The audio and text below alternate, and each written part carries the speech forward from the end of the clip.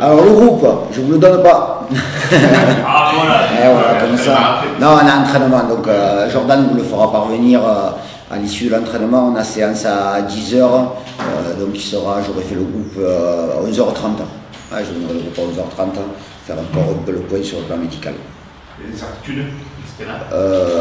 Non, on a Scotty Sadout qui a une douleur à l'adducteur et Thibaut Vargas, toujours une petite légère gêne au mollet, donc on fera peut-être même un réveil musculaire demain à Valenciennes puisqu'on part cet après-midi en train. Pour Poulain, il y a un petit peu de nouvelles. Donc lésion musculaire, pour le moment c'est arrêt minimum 15 jours. Et Nico Bénézé? Nico Bénézé infiltré mardi. Décharge, donc ça veut dire pas d'entraînement jusqu'à fin de semaine. Avant-hier, ouais, les docteurs espèrent un retour mardi prochain. Voilà. Mardi prochain la course. Ouais. Il avait déjà été infiltré ou pas sur cette blessure? Une autre infiltration de la vie, ouais. Là c'était les PRP. Là c'est PRP. Pour Ueda ou Thomasen, on a un peu plus de nouvelles? Oui, Ueda, Thomasen, pareil, on espère un retour dans le groupe début de semaine prochaine. Pardon.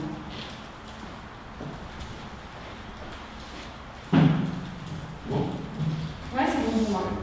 Et les recrues, c'est qui peut prétendre qualifier dans le groupe? J'attends la confirmation pour Rafiki et Pablo, mais c'est possible qu'ils soient dans le groupe ce week-end. Il devrait être qualifié, c'est pas la confirmation de la qualification? Ouais, c'est ça. Et pour Giga, c'est bon? Non, pas qualifié. Ça traîne à la préfecture, c'est ça? Ouais, c'est des problèmes administratifs.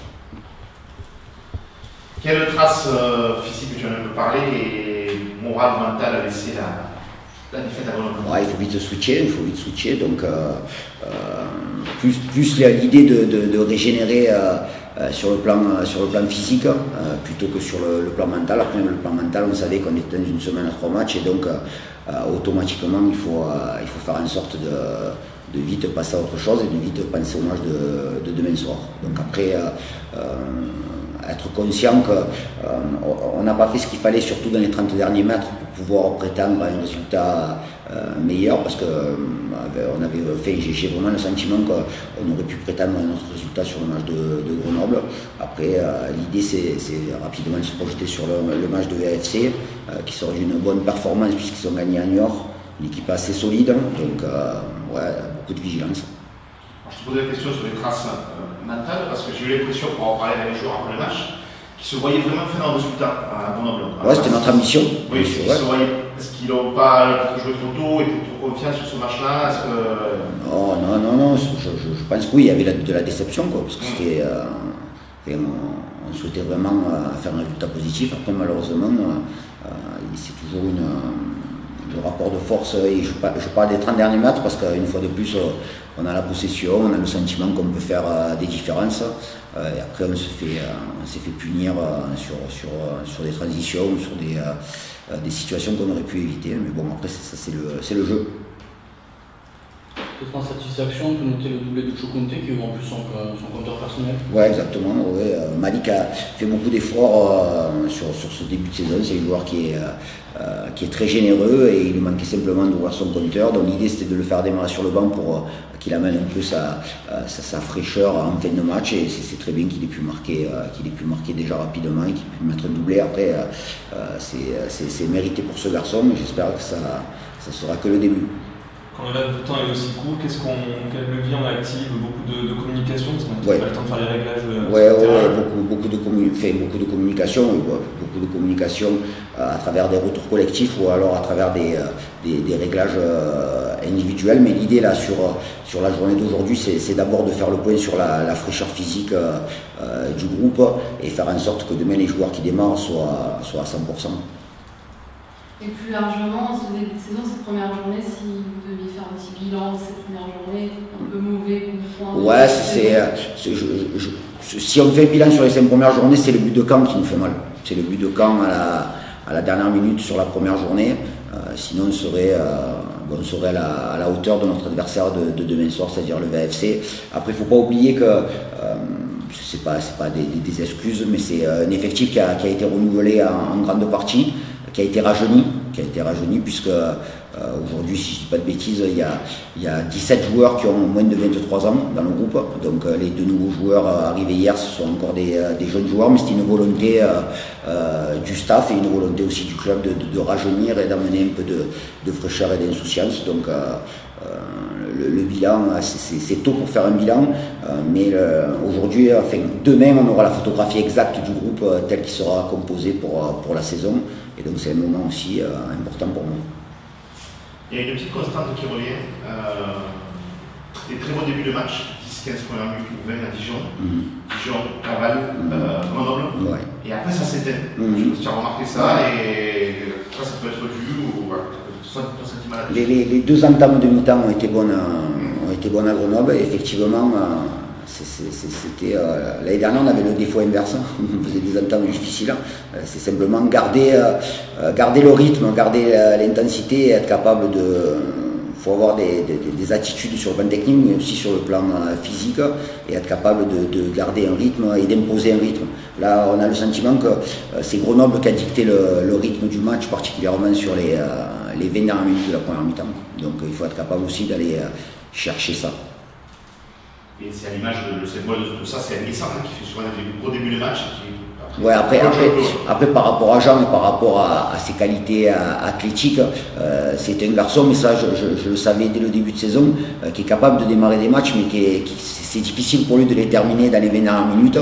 C'était le cas l'année dernière pour lui aussi à Lausanne, c'est un jeune joueur, donc il faut qu'il apprenne, je pense, à gérer ses efforts. C'est pas un problème athlétique, c'est simplement une gestion des efforts, parce qu'au niveau des courses qu'il fait, à la 70e, il en a fait plus que certains, donc automatiquement, il y a aussi une gestion. Il doit être capable de lâcher plus vite son ballon, il doit être capable de maîtriser ses courses, mais c'est pas des problèmes, c'est juste des réglages. La générosité, c'est jamais un problème. Est-ce que c'est peut-être pas mieux de le faire rentrer en cours de jeu, comme tu disais ça peut aussi être une solution, mais le fait qu'on n'ait pas Jens Thomasen, qu'on n'ait pas Nico Benezet aujourd'hui, donc c'est des questions que je pourrais me poser quand le groupe sera totalement disponible. Qu'est-ce que vont t'apporter les 2 dernières recrues? Pourquoi les avoir choisis? Déjà, c'est 2 profils différents.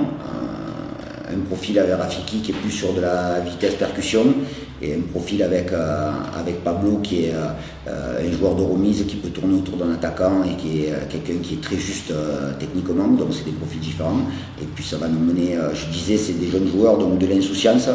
Ils ont envie de jouer au Nîmes Olympique et envie de découvrir la Ligue 2, donc et puis ça va mener aussi de la concurrence aussi. Il y a un petit débat qui est en train de naître sur les réseaux sociaux. Je vais te soumettre à la question, je vais faire l'avocat. Est-ce que ton équipe est trop défensive? C'est ce débat qui est en train de naître. Non. L'idée, c'est justement de jouer à 2 attaquants et d'avoir des pistons qu'on peut considérer comme des ailiers. Sur la structuration, je pense qu'elle n'est pas trop défensive. Sur la projection et la justesse technique, particulièrement sur les côtés, il y a encore du boulot. Oui.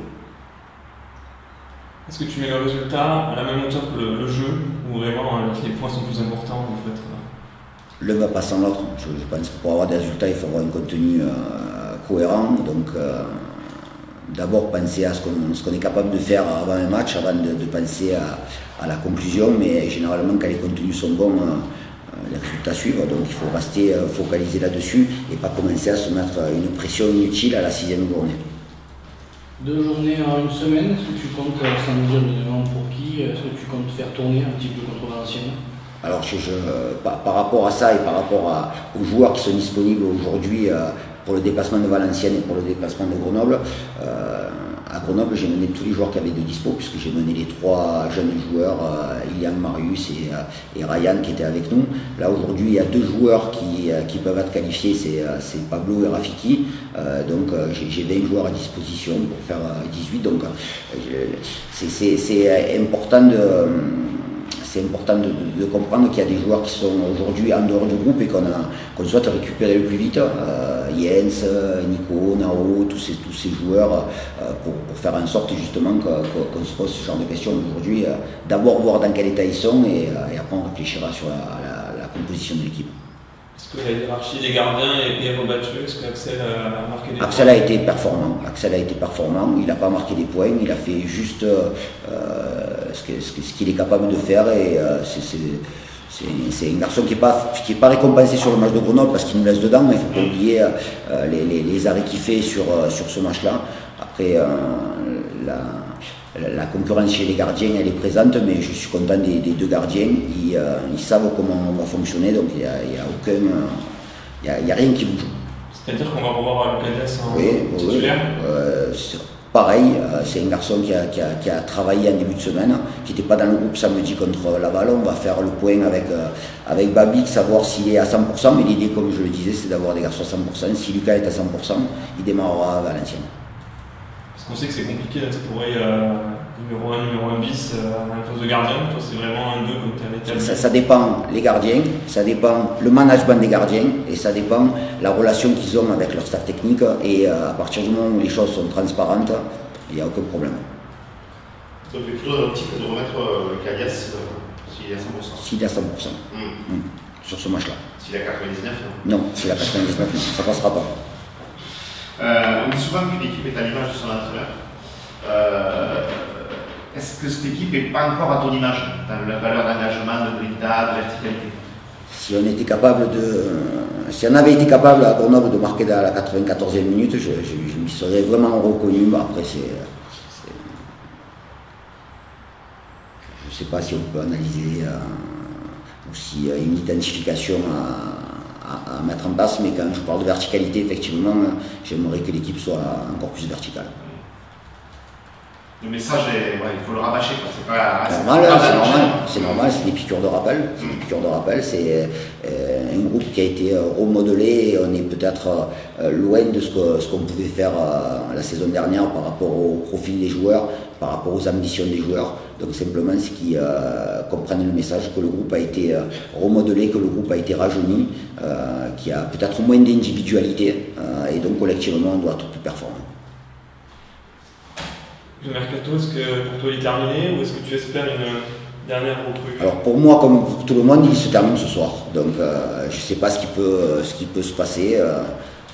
On sait que la dernière journée, il peut toujours se passer des choses, en sachant que nous, à 15h, on est dans le train pour partir à Valenciennes. Donc oui, effectivement, il peut se passer encore des choses. Un milieu de terrain de plus? Non, pas forcément. Non. Un départ peut-être? Peut-être un départ, ouais, peut-être un départ. Peut-être un départ, peut-être une arrivée, peut-être beaucoup de choses. Vous êtes satisfait de ce mercato? Oui. Oui. Je suis satisfait, oui, je suis satisfait. Après, si jamais, il y aura peut-être une cerise sur le gâteau. Pour revenir sur Valenciennes, c'est un peu la même configuration qu'à Grenoble, une équipe qui marque peu et qui encaisse peu. 4 clean sheets sur les 6 premières journées, donc oui, effectivement, une équipe qui défend bien, 2 lignes de 4 avec 2 attaquants qui sont capables de se projeter, oui, une équipe de qualité, à l'image de la performance qu'ils ont réalisée à Niort. Tu as donné une réaction pour tes joueurs, c'est mardi? J'attends un résultat.